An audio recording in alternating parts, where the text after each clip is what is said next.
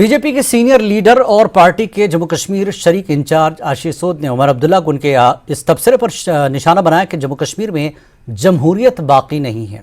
आशीष सूद ने कहा कि जम्मू कश्मीर ने हालिया बरसों में पंचायत और म्यूनसिपल इंतखाबात समेत बहुत से इंतखाबात के इनेकाद का मुशाहिदा किया है। उन्होंने कहा कि जम्मू कश्मीर में असम्बली इंतखाबात कराने के बारे में फैसला करना इलेक्शन कमीशन पर मुनहसिर है। उन्होंने कहा कि बीजेपी जम्मू कश्मीर के तमाम हिस्सों में मोदी हुकूमत की तरफ से अपनाई गई अवाम नवाज पॉलिसियों की वजह से मजीद मजबूत होगी।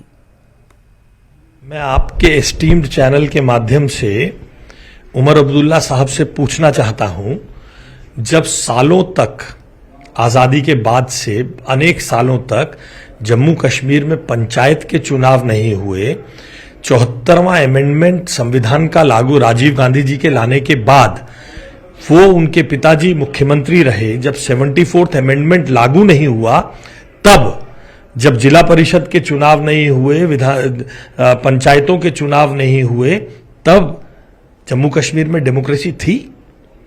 अपने हिसाब से डेमोक्रेसी को परिभाषित करना, उसको डिफाइन करना और अपनी जरूरतों के हिसाब से कहना।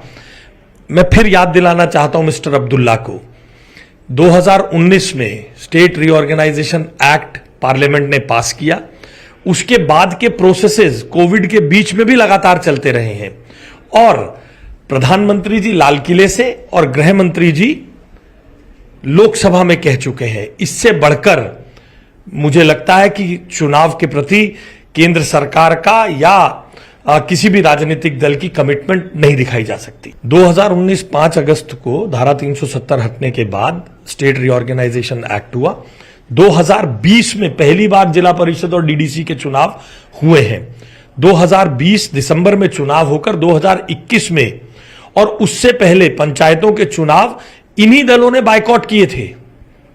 इन्हें उम्मीद नहीं थी, ये उम्मीद करते थे कि जमात के एलिमेंट के माध्यम से फिर रेडिकलाइजेशन होगा और पंचायत का तभी तो नहीं, मेरी बात सुनिए, तभी तो ये कह रहे हैं। देखिए पहले मेरी बात पूरी होने दीजिए। डेमोक्रेसी कहां है? डेमोक्रेसी पंचायत के चुनाव में नहीं है क्या? डेमोक्रेसी क्या नगर निगम के चुनाव में या जिला परिषद के चुनाव में नहीं है? वे सब हुए हैं, वे सब हुए हैं। और जिन्होंने बार बार चुनावों का बहिष्कार पहले भी किया और 2020 में पंचायत के चुनावों का बहिष्कार किया, उन्हें तो कम से कम डेमोक्रेसी की बात नहीं करनी चाहिए। सवाल यह है कि वो ये कह रहे हैं कि आप लोगों ने इलेक्शन करवाए हैं 2019 के बाद भी, जब धारा 370 हटाई गई, 35 हटाया गया, उसके बाद भी इलेक्शन हुए हैं। वो इनसे इनकार नहीं कर रहे हैं। वो ये भी कह रहे हैं कि अभी म्यूनिसिपल पोल्स के लिए भी नोडल ऑफिसर यहाँ पे नियुक्त किया गया है, उसकी प्रोसेस भी चल रही है। अब ये पंचायत के पोल्स भी हो रहे हैं। ये कह रहे हैं कि अगर ये सब कुछ हो रहे हैं और ये भी दावे हैं कि सब कुछ यहाँ पे ठीक है, नॉर्मल है, सुनिए, तो असेंबली पोल्स क्यों नहीं? क्या असेंबली पोल्स को आपको भी याद दिलाना चाहता हूं और उनको भी, आपको भी याद दिलाना चाहता हूं और उनको भी, 25 जून आते आते उन पर भी इमरजेंसी की भूत सवार हो जाता है। कोई पार्टी चुनाव नहीं कराती है, चुनाव आयोग कराता है।